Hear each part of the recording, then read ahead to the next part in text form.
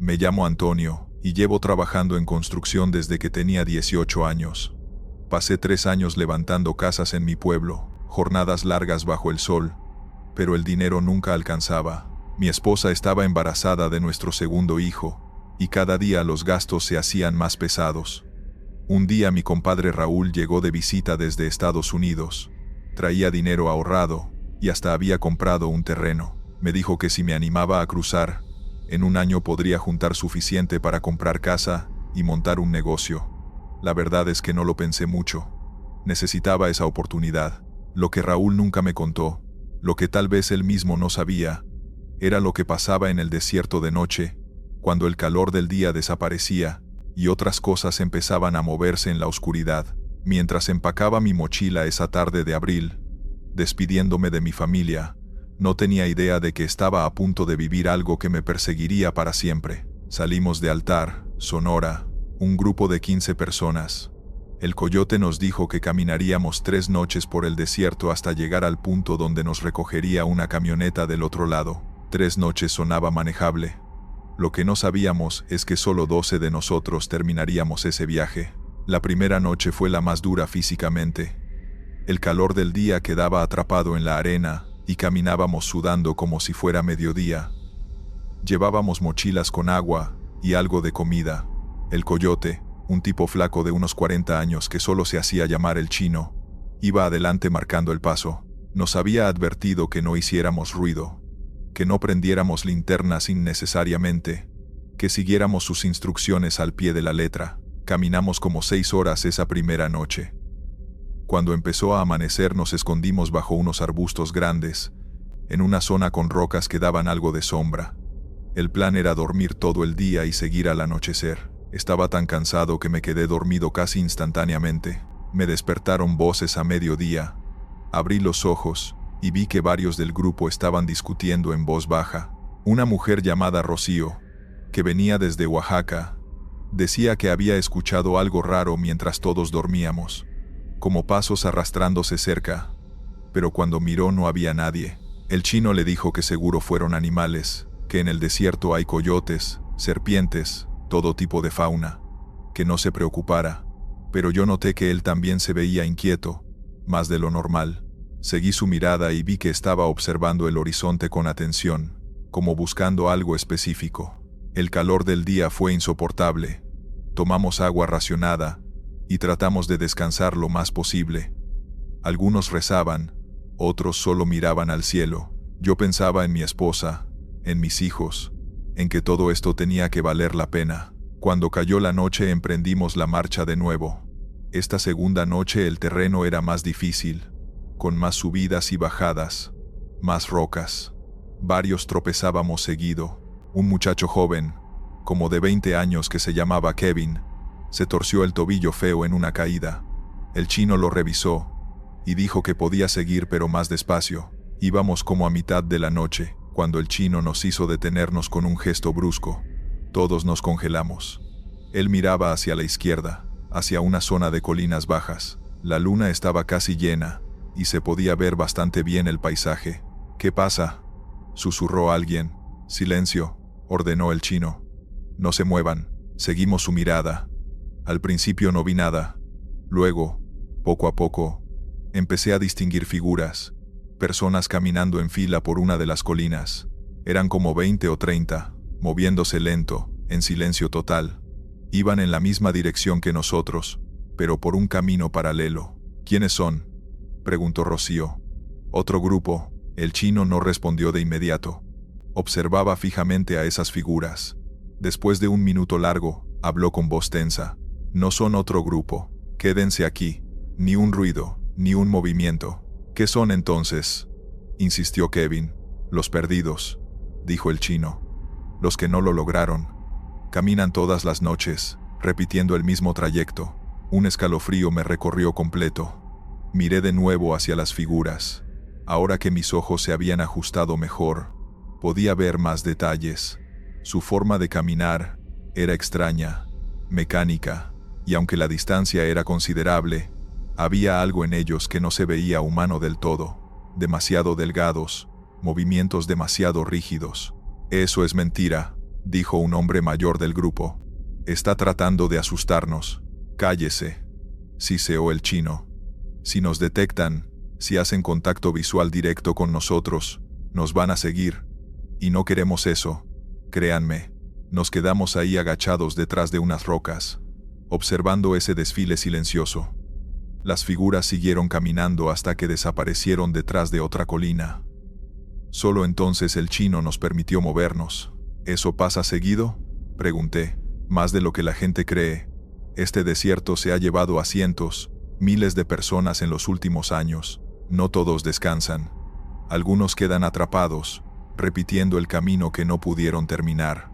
Nadie habló mucho después de eso. Seguimos caminando, pero el ambiente había cambiado. Todos mirábamos alrededor con más nerviosismo. Cada sombra podía ser algo más. Cerca del amanecer, cuando ya buscábamos dónde escondernos para pasar el día, Kevin gritó. Estaba señalando hacia un espacio entre unas rocas.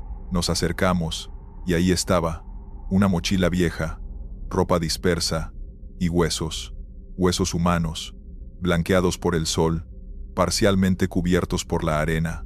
Rocío empezó a llorar. Otros se persignaron. El chino nos apresuró. No es el primero que vemos, y no será el último. Sigan moviéndose. Encontramos un lugar para ocultarnos, pero nadie pudo dormir bien ese día.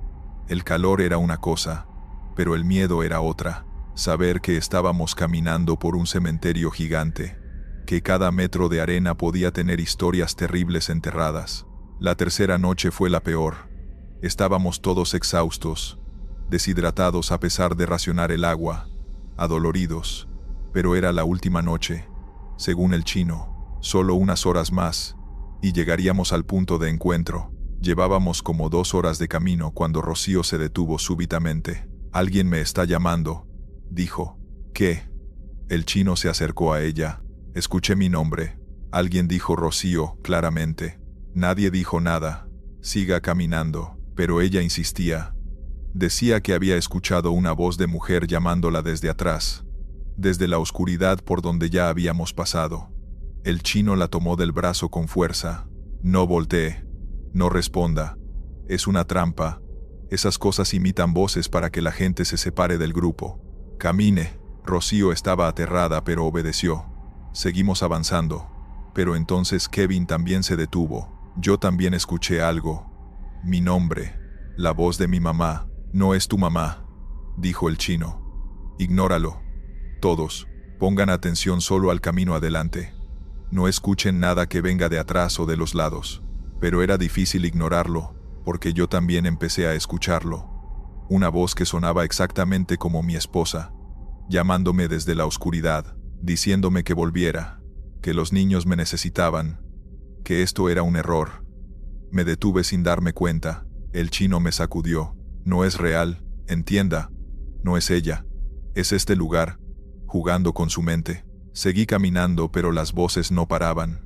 Cada uno de nosotros escuchaba algo diferente. Seres queridos, personas que conocíamos, todos llamándonos, suplicándonos que regresáramos. Era una tortura psicológica horrible. Entonces uno del grupo, un hombre que casi no había hablado en todo el viaje, empezó a caminar hacia atrás, hacia la oscuridad de donde venían las voces. «Deténganlo», gritó el chino. Varios corrimos tras él, pero el hombre era rápido, como si estuviera en trance. Corría hacia la nada, hacia las sombras, respondiendo a algo que solo él escuchaba con total claridad. Desapareció en la oscuridad, y aunque gritamos su nombre, no regresó. No escuchamos nada más de él. «No podemos buscarlo», dijo el chino. «Si vamos tras él, los perderemos a todos. Tenemos que seguir. No podemos dejarlo», gritó Rocío. «Ya no está. Lo que sea que lo llamó, ya lo tiene. Lo siento. Fue la decisión más difícil que he tomado. Seguir caminando sabiendo que habíamos dejado a alguien atrás». Las voces continuaron por otra hora, cada vez más desesperadas, más convincentes, pero todos nos aferramos al grupo. Nadie más se separó. Finalmente, cuando ya estaba por amanecer, llegamos a una carretera.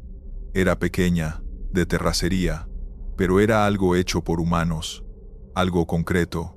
Una camioneta vieja estaba esperando ahí, el contacto del chino del otro lado. Subimos todos rápidamente. 14 personas en vez de 15. El conductor no preguntó por el que faltaba. Solo arrancó y nos alejó de ahí lo más rápido posible. Miré por la ventana trasera hacia el desierto que dejábamos atrás. En la distancia, justo antes de que la luz del amanecer lo ocultara todo, vi figuras. Muchas figuras, paradas en fila, observando la camioneta alejarse. Entre ellas, reconocí la silueta del hombre que habíamos perdido. Ya estaba con ellos, ya era parte de ese grupo que camina eternamente sin llegar a ningún lado. Llegué a Phoenix 2 días después. Conseguí trabajo en construcción como había planeado. Mandé dinero a casa cada quincena durante un año. Pero las pesadillas no pararon. Cada noche soñaba con ese desierto, con las voces, con las figuras caminando en la oscuridad. Después de un año regresé a México. No legalmente. Me deportaron en una redada, pero honestamente fue un alivio. Sí, el dinero que junté ayudó. Compramos un terrenito, pusimos una tiendita, pero nada valió lo que viví allá, lo que vi. Ahora cuando alguien me pregunta si pienso volver a cruzar, si pienso intentarlo de nuevo, solo niego con la cabeza. Les digo que no vale la pena, que hay otras formas, pero no les cuento la verdad completa, que hay cosas en ese desierto que no son de este mundo, que los que se pierden ahí no siempre descansan, y que sus voces siguen llamando a los vivos, tratando de arrastrarlos al mismo destino. El sueño americano tiene un costo. Para algunos es dinero, para otros es tiempo lejos de la familia, pero para los que cruzan por ese desierto, a veces el costo es mucho más alto, y algunos nunca terminan de pagarlo. Continuamos con la segunda historia. Llegué a Chicago en pleno invierno, el frío más brutal que había sentido en mi vida. Venía de Morelia, donde el clima es templado. Nunca había visto nevar en persona. Mi primo Raúl me consiguió un cuarto en un edificio viejo del lado sur de la ciudad, uno de esos lugares donde viven principalmente latinos e inmigrantes. El edificio tenía como 6 pisos, paredes descascaradas, calefacción que funcionaba a medias, pero era barato, y estaba cerca del restaurante donde conseguí trabajo lavando platos. Los primeros meses fueron de adaptación pura, aprender las rutas del transporte, acostumbrarme al frío, sobrevivir con lo mínimo. Pero había algo en ese edificio que nunca me terminó de cuadrar. Ciertos pisos que siempre estaban más fríos que otros, puertas que nadie abría nunca, y un apartamento en el 4º piso del que todos hablaban en susurros. El 4C, nadie quería vivir ahí. Nadie quería ni pasar frente a su puerta. Y cuando finalmente me dijeron por qué, ya era demasiado tarde. Ya había visto lo que había adentro. El edificio era administrado por un polaco viejo, llamado señor Kowalski. Hablaba español con acento pesado, y siempre olía a vodka. Cobraba la renta en efectivo cada primero del mes, sin recibos, sin contratos. Perfecto para gente como yo que no tenía papeles. Vivía en el 2º piso, apartamento 2B. Era un estudio pequeño con ventana que daba a un callejón. Compartía el baño del pasillo con otros 3 apartamentos.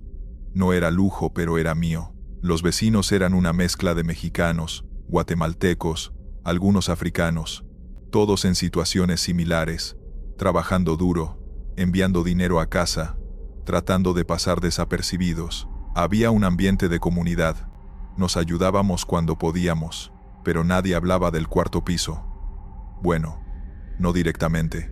La primera vez que lo noté fue como a la semana de mudarme.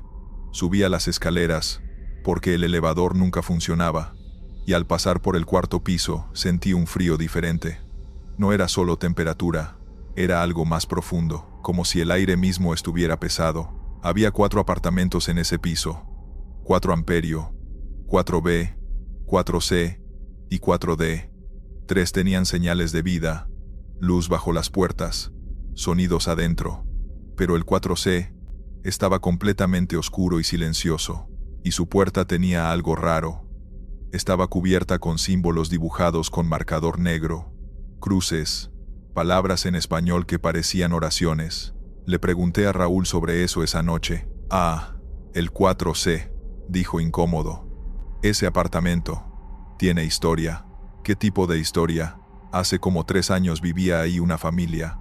Papá, mamá, 2 niños. Gente buena, tranquila. Un día simplemente desaparecieron.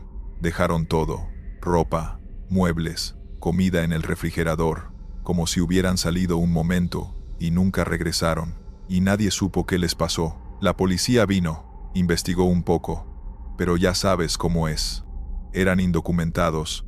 La policía no puso mucho esfuerzo. Eventualmente cerraron el caso, pero la gente del edificio dice que algo pasó ahí adentro, que escuchaban cosas raras antes de que desaparecieran: llantos, golpes en las paredes, voces que no eran de ninguno de ellos. ¿Y nadie ha vuelto a vivir ahí? Kowalski lo intentó rentar 2 veces. La primera persona duró 3 días. Salió corriendo en medio de la noche. Dejó todo. La segunda ni siquiera pasó una noche completa. Desde entonces está vacío. Kowalski ya ni lo menciona. Me estremecí, pero traté de no darle importancia. Cada edificio viejo tiene sus historias, sus leyendas urbanas. Pasaron un par de meses. Me acostumbré al edificio, a sus ruidos, a su ambiente. Pero cada vez que subía al 4º piso, ese mismo frío me invadía, y juraba escuchar cosas del otro lado de la puerta del 4C. Susurros, rasguños, como si alguien estuviera ahí adentro tratando de salir. Una noche de marzo regresaba tarde del trabajo. Eran como las 2 de la mañana. Había quedado limpiando después de un evento grande. Subí las escaleras exhausto, solo pensando en tirarme en la cama. Al pasar por el 4º piso me detuve. La puerta del 4C estaba entreabierta. Solo un poco, pero definitivamente abierta. Luz tenue salía de adentro. Mi instinto me dijo que siguiera, que no me metiera, pero la curiosidad fue más fuerte. Me acerqué despacio, el corazón acelerándose. «¿Hola?», llamé en voz baja. «¿Hay alguien ahí?». No hubo respuesta. Empujé la puerta suavemente. Se abrió con un chirrido largo. El apartamento adentro era idéntico en distribución al mío, pero completamente diferente en atmósfera. Hacía un frío glacial a pesar de que afuera era una noche templada de primavera. Los muebles seguían ahí, cubiertos de polvo. Había platos viejos en el fregadero, juguetes de niños en el piso, pero lo más perturbador eran las paredes. Estaban cubiertas, absolutamente cubiertas, de dibujos, hechos con crayones, con marcadores, con lo que parecía ser carbón, dibujos de una familia, pero en todos los dibujos había una quinta figura, alta, delgada, sin rostro. Solo una silueta negra que aparecía en cada imagen, cada vez más cerca de la familia. «No deberías estar aquí», dijo una voz detrás de mí. Me volteé de un salto. Era una mujer mayor del 4B, la señora Dominga. Me había cruzado con ella varias veces en el pasillo. La puerta estaba abierta. Me defendí. La puerta nunca está abierta, a menos que quiera estarlo. ¿Qué significa eso? Ella entró al apartamento, mirando alrededor con expresión triste. Este lugar tiene algo adentro, algo que no se fue cuando la familia desapareció. Yo escucho cosas desde mi apartamento, pasos cuando no hay nadie aquí, voces de niños jugando. Una vez vi sombras moverse bajo la puerta. ¿Por qué no se muda? ¿A dónde? No tengo papeles, no tengo dinero para otro lugar, y además, he aprendido a vivir con ello. Mientras no entre aquí, no me molesta mucho. Miré los dibujos de nuevo. En el último, el más reciente por el trazo, la figura negra estaba prácticamente encima de la familia, cubriendo a los padres, los niños apenas visibles debajo. ¿Qué cree que les pasó?, pregunté. Creo que lo que está aquí los tomó, los consumió de alguna forma. He vivido mucho tiempo, he visto cosas. Hay lugares que atraen oscuridad, que la concentran. Este apartamento es uno de esos. Un ruido vino de la habitación del fondo, como algo arrastrándose por el piso. Dominga me agarró del brazo. «Vámonos. Ahora». Salimos rápido. Ella cerró la puerta con fuerza. Inmediatamente el frío se disipó, como si hubiera una barrera invisible en el umbral. «No vuelvas a entrar», me advirtió. «Y si ves la puerta abierta de nuevo, ignórala. Es una trampa. Ese lugar quiere más gente adentro». Esa noche no pude dormir. Cada ruido del edificio me sobresaltaba. Pensaba en esa familia, en lo que les había pasado. ¿Realmente algo los había tomado? ¿O simplemente huyeron de algún peligro? Y la gente creó una historia alrededor, pero los dibujos eran reales. El miedo en esos trazos infantiles era palpable. Los días siguientes traté de evitar el cuarto piso completamente. Bajaba por las escaleras de atrás cuando podía. Pero una semana después, Raúl tocó mi puerta alterado. «El hijo de los Méndez está perdido», dijo. «El niño de 5 años del tercer piso. Su mamá lo está buscando desesperada». Salimos a ayudar. Varios vecinos revisamos el edificio piso por piso, llamando al niño por su nombre. Pedrito. Su mamá estaba histérica. Decía que había estado jugando en el pasillo, y de repente ya no estaba. Revisamos todos los apartamentos que los vecinos permitieron, el sótano, el techo, nada. El niño había desaparecido. Entonces lo pensé. El 4C. Subí corriendo al cuarto piso. La puerta estaba cerrada como siempre, pero cuando puse mi oído contra ella, escuché algo. Llantos. Un niño llorando. «Está adentro», grité. Kowalski llegó con las llaves maestras. Abrió la puerta y entramos en grupo. El apartamento estaba igual que la última vez que lo vi, excepto por una cosa. Había un dibujo nuevo en la pared, recién hecho. Mostraba a un niño pequeño siendo abrazado por la figura negra. «Pedrito», gritó su mamá. Los llantos venían del closet del dormitorio. Abrimos la puerta y ahí estaba, acurrucado en una esquina, temblando. Su mamá lo agarró y salió corriendo del apartamento. Pero antes de salir yo también vi algo. En el espejo del baño, por un segundo, vi la figura, alta, oscura, sin rostro, mirándome, y luego desapareció. Pedrito no habló durante 3 días. Cuando finalmente lo hizo, solo repetía lo mismo. El señor Alto me llamó. Dijo que quería jugar. Dijo que extrañaba a los otros niños. Su familia se mudó a la semana siguiente, y no fueron los únicos. Después de ese incidente, varios vecinos empezaron a irse. El edificio se fue vaciando poco a poco. Yo duré otros 2 meses. Conseguí un trabajo mejor que pagaba un poco más, y pude mudarme a otro lado de la ciudad. El día que me fui, Dominga estaba en el pasillo. «¿Te vas?», preguntó. «Sí. Ya no puedo estar aquí. Te entiendo. Yo me iría también si pudiera. Pero este es mi lugar ahora. He aprendido a coexistir con lo que está arriba. Nunca ha pensado en, no sé, que lo bendigan o algo. Lo intentaron una vez. Un sacerdote vino. Hizo un ritual completo. Por una semana pareció funcionar. Luego todo volvió, pero peor. Algunas cosas no quieren irse. Están ancladas, atrapadas, o tal vez eligieron quedarse. No lo sé». Le di un abrazo de despedida y salí de ese edificio por última vez. Años después, supe que el edificio fue finalmente condenado. «Problemas estructurales», dijeron. Pero los que vivimos ahí sabemos la verdad. No se puede vivir en un lugar donde algo más reclama territorio, donde las paredes guardan ecos de personas desaparecidas, donde un apartamento vacío sigue esperando su próxima víctima. A veces pienso en esa familia del 4C. ¿En dónde están ahora, si es que están en algún lado? Y en Pedrito, en cómo esa experiencia lo habrá marcado para siempre. Ser inmigrante ya es vivir con miedo constante. Miedo a ser descubierto, deportado, explotado. Pero hay miedos peores. Hay lugares que no discriminan entre documentados o indocumentados. Para ellos, todos somos igual de vulnerables. Todos somos potenciales víctimas en edificios olvidados, donde la oscuridad tiene demasiado tiempo para crecer. Vamos con la tercera historia. Hola comunidad, me llamo Valeria y trabajo en un restaurante de comida rápida en Arizona, Estados Unidos, desde hace 5 años. No es gran cosa, pero paga las cuentas y me permite mandar algo a mi mamá cada mes. Llegué aquí cuando tenía 22. Crucé con visa de turista y me quedé cuando expiró. Desde entonces vivo con el miedo constante de que en cualquier momento todo se puede acabar. Pero hay un miedo peor que ese. Un miedo que empezó hace 6 meses cuando llegó el nuevo cocinero al restaurante. Se llama Mario. Dice que es de Michoacán, pero hay algo en él que no cuadra. Algo que me hace sentir que no es completamente humano. Y lo peor es que nadie más parece notarlo. En ese momento, cuando lo vi por primera vez, no sabía que había cosas mucho más peligrosas que la migra persiguiéndome. Mario apareció un martes por la mañana. El gerente lo presentó como el reemplazo de Carlos, que se había regresado a México.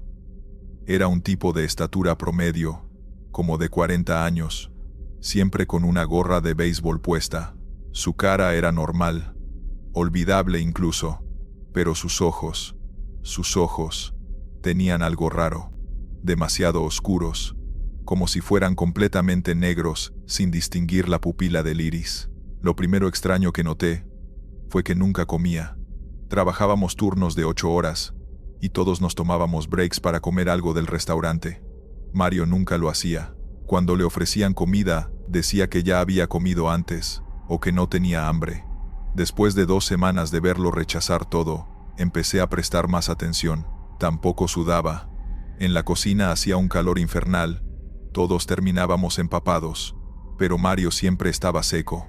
Su piel nunca brillaba, nunca se limpiaba la frente. Era como si su cuerpo no reaccionara al calor. Le comenté mis observaciones a Lupita, otra mesera que llevaba años ahí. No seas paranoica, me dijo. Cada quien es diferente. A lo mejor tiene alguna condición médica. Tal vez tenía razón. Traté de ignorarlo, pero las cosas se pusieron más raras. Una noche cerramos tarde, casi a la medianoche. Yo estaba limpiando las mesas del frente cuando escuché a Mario hablando solo en la cocina. Me asomé con cuidado y lo vi parado frente al refrigerador, murmurando algo en un idioma que no reconocí. No era español, ni inglés, ni náhuatl.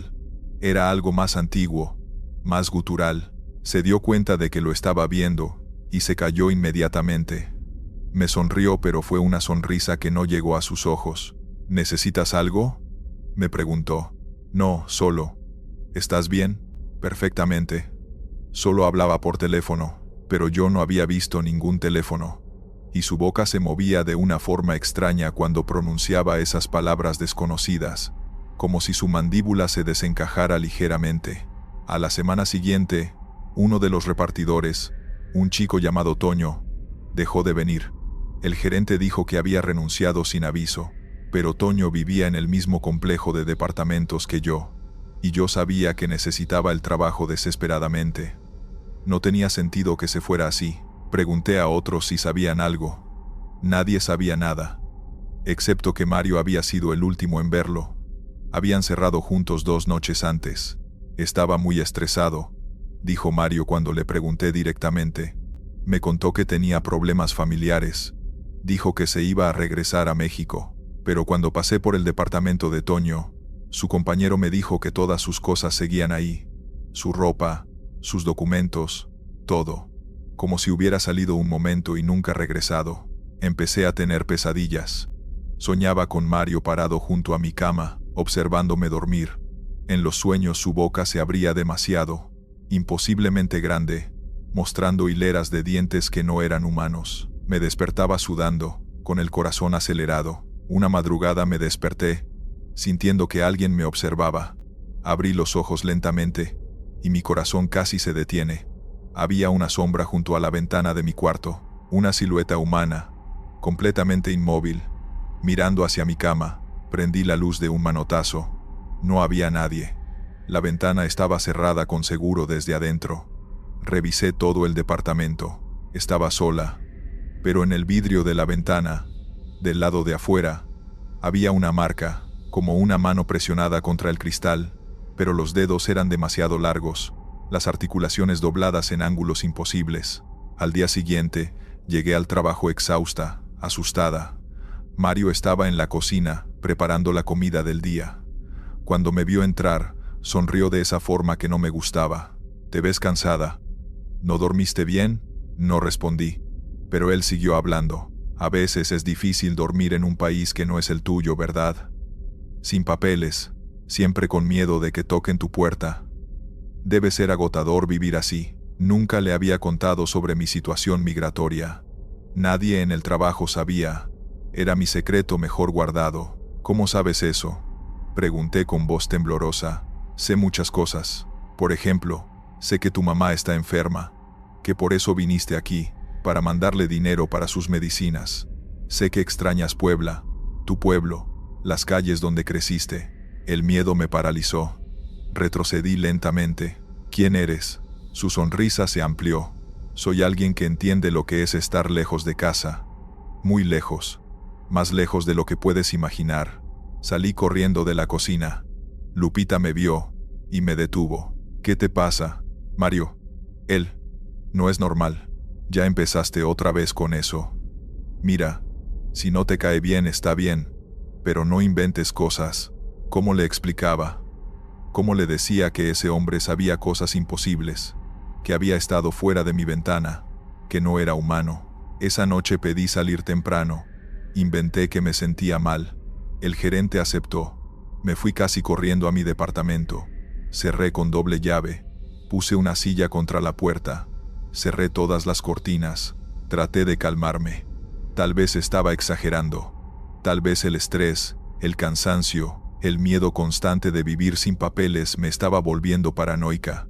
Decidí darme una ducha caliente para relajarme. Estaba en la regadera cuando escuché la puerta del departamento abrirse. El sonido inconfundible de la chapa girando, la puerta empujándose, la silla arrastrándose. Cerré el agua, el corazón golpeándome en el pecho. Me envolví rápido en una toalla. ¿Quién está ahí?, grité. Pasos en la sala. Lentos, calculados. Caminando hacia el baño. Soy yo, dijo la voz de Mario. Vine a terminar nuestra conversación. Busqué algo para defenderme, pero no encontré nada. La puerta del baño se abrió lentamente, aunque yo no la había dejado sin seguro. Mario entró, pero ya no se veía normal.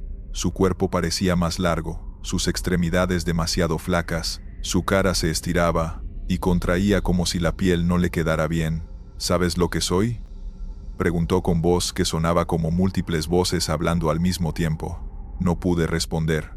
Estaba paralizada de terror. Soy un nahual, uno viejo, muy viejo. Cruzamos la frontera igual que ustedes, solo que nosotros lo hemos hecho por siglos. Nos alimentamos del miedo, de la desesperación, de la soledad de los que están lejos de casa. Y ustedes, los indocumentados, son perfectos. Nadie los busca cuando desaparecen. Nadie pregunta. Retrocedí hasta quedar contra la pared. Por favor, Toño fue delicioso. Su miedo era tan puro, tan intenso. Pero tú eres especial. Te he estado observando, saboreando tu terror estas semanas. Ya estás casi lista. Cerré los ojos, esperando lo peor. Pero entonces escuché otra voz. Aléjate de ella. Abrí los ojos. En la puerta del baño estaba parada una anciana que nunca había visto. Llevaba ropa tradicional, rebozo y todo. En sus manos tenía un sahumerio encendido que emanaba un humo espeso con olor a copal. Mario se volteó hacia ella, siseando como animal. «Tú, ¿qué haces aquí, bruja?» «Protegiendo a los míos», respondió la anciana.